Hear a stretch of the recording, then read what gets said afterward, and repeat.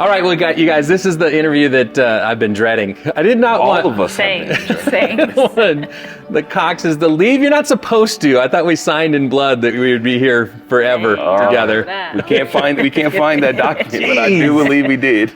All right, well, you guys have let us in really from the very beginning, when you first came 8 years ago, to just your life and all parts of your life, and the very good and the very hard and the times of patience and impatience and all of it.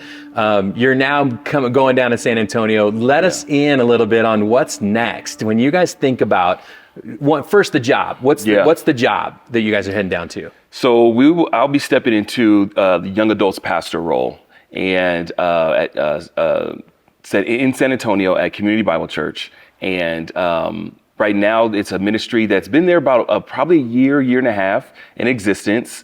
And I'm excited. I get to just come. There's some room to dream. There's some room to all the things that I've learned here and kind of exercise some of my leadership skills there. They see about 100 to 200 young adults. And it's just going to be a wild adventure. So looking forward to just seeing what it holds. But a job will all entail everyone from 20 to 35. Yeah, unfortunately, I can see you doing it, because it's just like, dang it, you're going to be good at that. Darn it. I want you to be bad at it, so you come right back here after that. So we got a safety net. Exactly. Okay, so but you do that. That's your job. But we also know that a huge pull of going down there is family. So what's that? Pull. Give us home. What's home going to look like for you guys? Yeah. You guys in O'Shea are going to be going down there. What's home? Yeah. You want to take that one? Yeah, okay. Home is going to look like we're going to actually live with family for the first few months. Yeah, my baby So sister. that would be new, Maurice's younger sister. And we're both introverted, so we've just been sending each other voice notes and like figuring it out. But excited about that. And I'm also like, I know everyone's busy, but can we make like every Sunday family dinner and like game night? Good. So And we're really close to one another. So we're going to be living with my baby sister. My brother is going to be, he's about 15 minutes from her. It's your twin brother. That's important. My twins are a little closer. Yes. So your twin brother, my twin brother and Crystal, and his wife. And he's got 2 boys. And then Crystal's sister also lives with them. Man. And so and we've already experienced a glimpse of it. You know, in this past summer, we went and hung out with them, and it was just, we were just thinking to ourselves, like, this all the time, like having this. Like you said, whether it's family dinners, whether it's laughter, or whether it's going to hang out, just even us watching just the downtime and boredom of the kids playing with one another. Yeah. You know what I mean? Yeah. We've said it all along. Family, it's hard. Family will always be a magnet. And for you guys, you have close family. You're super close to Crystal, to Keith's wife. You guys that's family, and you need to get to family, and we understand that too. Yeah. I know that when you first came here, it was really hard for you, really hard at first, to leave Riverside and come out here to Colorado. It was snowing the first day you guys got here. Yeah. Okay, 8 years later, you're now picking up and leaving again, and I know it's hard. When you think about it, what have you learned from that experience that helps you, as hard as it is, to get to the next space? I know it's tough. I can't stand Bill. We're told both of us are going to cry in this, so we said we knew that. We did know this was going to happen. Yeah. I can't talk.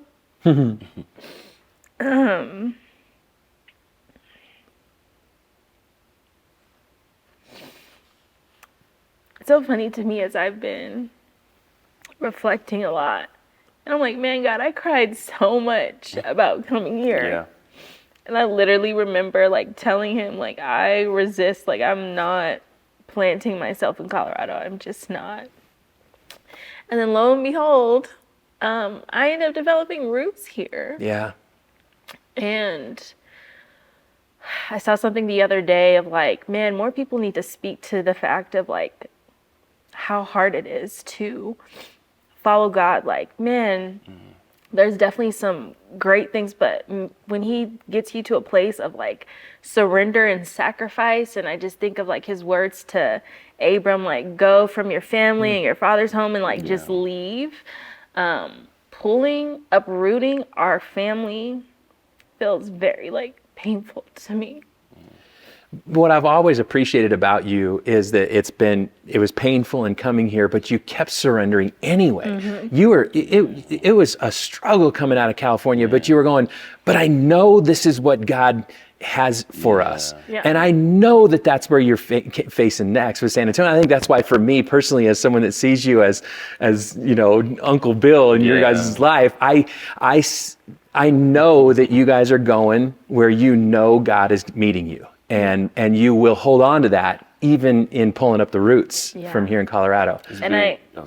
I would say on the best days I can remember that I've done this before, and that God will grace me through it. But it's just like, man, the community, the people here. Like I've told so many people, like if we were not at Ascent, we would not be in Colorado. So just really appreciating the community, but also reminding that like, girl, you did this before, you sacrificed a lot, and like look at all that God did in Colorado. Couldn't imagine it. So I try to hold on to that as like, for me, the just grief and loss of it all seems very right before me. I think about looking back at your 8 years. I just go, there's so many parts of this church that you guys are leaving your mark on, and you know, I think about one of the very first times you spoke, Mo, and you said, "Look, I can't be your guys' only black friend," and I love that. When you spoke about Samaria and you said we have to go through Samaria, and you told our church I'm gonna tear up. We have to go through Samaria to understand where our shadow sides of ourselves are. I mean, I think that helped shape us. You guys took two significant pieces, racial justice and prayer, two things that people aren't very good at in either place. And you gracefully walked with us with patience through all of those things. When you look at it now and you go, let's say I'm going to come back in 5 years. I know you'll be coming back in 4 months to preach for me, but in 5 years, if you were to come back around racial justice, what would you want to see at this church around racial justice? And I know I didn't prepare you for that question, but what would you want to see? Yeah. You know, like you said, no one's really good at it. And even in myself, I've learned that I've stumbled through that particular topic, and learning so much about myself as I'm leading others and as I'm guiding others. And, you know, it was here at Ascent where I found so much of myself, and I developed so much of myself in that area. When I think about a hope, when I think about a future around that particular topic, you know, I was sitting down with our executive pastor, Beth, and all I could tell her was, my biggest prayer is that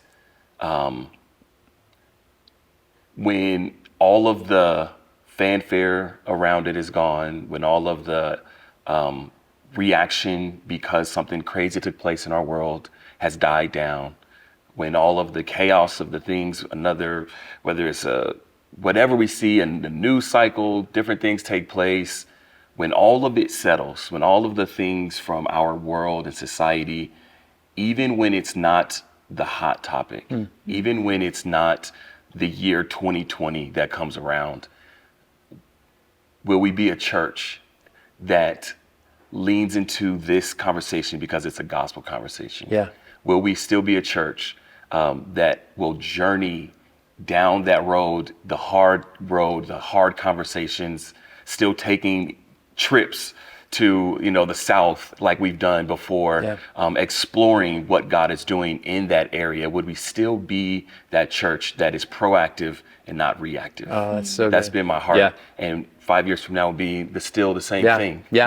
I'm asking the same question to you about prayer. You know, you made prayer accessible for so many people. You are a preaching pastor for us, but then you are also our prayer pastor. First time we'd ever had that. You made it so accessible for people. What would you want to see? What would you, when you look back at Ascent, if you look back at it in a few years, you just go, gosh, this is so great that Ascent kept going in this direction around prayer? Yeah. Well, the first thing, you guys have already done that and answered my prayer. And my hope was that I would not be the last prayer pastor. So the fact that, Miss Lauren is in that role right now. That's awesome. That brings me so much joy because That's good. Yeah. So that's one thing, that role would continue and prayer would be at the forefront. And even as Mo was speaking, I was just seeing like, what would it look like? I know every now and then we have worship nights, but just nights of prayer. And it's not just 20 people or 30 people, it's 100. Like, what if our nights of prayer was the most packed thing that not only our church family comes to, but people in the community? Like, man, prayer is so powerful when we link up with one another. That is something that I would like to see. And just people feeling like me in this season, I am crying so much. And that impacts my prayer life. So I don't have a ton of words for God. Sometimes I start talking, like, it's okay if your prayer is like that, and just feeling more comfortable in the various forms of prayer as a church family, seeing that on the stage, off the stage, but just growing and living into that. It doesn't have to be. So good. Yeah. That's so good. I know we don't have a lot of time, but just when you look, what are you grateful for in these 8 years? If you could summarize it in a sentence or two, could you summarize? I don't know if you can, but it's hard to do that in 8 good years. Man. I feel like that could be its own video. Yeah. I think I could take a stab at it before the tears come. I'm grateful for, I don't want to look at you. I'm grateful for leadership who has empowered me to be my authentic self. I'm grateful that I was able to find my voice as a speaker, as a preacher. I'm grateful for the community of Ascent that has surrounded us, prayed for us, blessed us, let us live with them, stay with them, given us furniture. I'm grateful for the so many people that have prayed for our son, for him to get here. I'm grateful. You're grateful for your high school girls that you walked alongside with all those years. Listen, I'm grateful for like 20 plus young women that I still have in my life because of this church. And that it made that very hard transition in the beginning more enjoyable for me. Yeah. And you're grateful that I was in at least one of your Zumba classes. So I did one Zumba class with you. Come on. Back and do like a church Zumba. We'll have to figure that out. Yeah. Man, I first think of the people, and I think of the people who wrap their arms around us. Yeah. And there's just the countless names, the people who, I mean, you come here, we moved here when we're 25 years old. And we come here, we're old. We're trying to figure it out, living on our own for the very first time. People who wrapped their arms around us, people who fed us, people who... We got fed a lot. Thank you. People who invited us to their Thanksgiving dinners, to their holidays, to knowing that it would be a lonely time for us. And bringing us in, people who gave us space to say no. Let's just try to figure it out. People who were here, and there's so many different names of the people who surrounded us. And then when I think about the call and the role, when I talk about moving here at 25 and just looking back how you guys took a shot on me, to think about how grateful I am to stumble and learn and to fail and to figure it out and to develop and have people believe in me and to ask me to show up as me. Colorado was a place of refuge, a place of developing, and a place of finding so much of my own self and my voice and friendships and being able to call people family. Man, when you go somewhere for the first time, you're young and you don't have anybody and people just open themselves up and embrace you. And I'm so grateful. When people have asked me about you guys leaving, I've just gone, from a church standpoint, you guys so embody the personality of Ascent. You embody the faith, the struggle in faith, the fun of following Jesus, the fun of connecting with other people. You guys embody so much of what we want to see happen here at Ascent, and that's, I think, as much as all that you guys have contributed, that's going to be a significant loss for us of just seeing that, watching you guys walk out that way. I think that that you approached everything with such grace and invitation that we are a better church because of the way you approached what you guys approached. And I'm grateful that we got to teach you guys what who REO Speedwagon is, who Johnny Cash is, who Richard Marx is. Yes. I mean, we taught you guys. Mo a little bit more. I know Johnny Cash. That's it. Petty. Tom Petty. Yes. We see. I remember we that. taught Yeah. you guys that stuff, and I feel like, man, you're way more equipped to go to San Antonio now. Man. If you would ask me who Bon Jovi was, I would have. Our music has expanded. We've expanded, yes.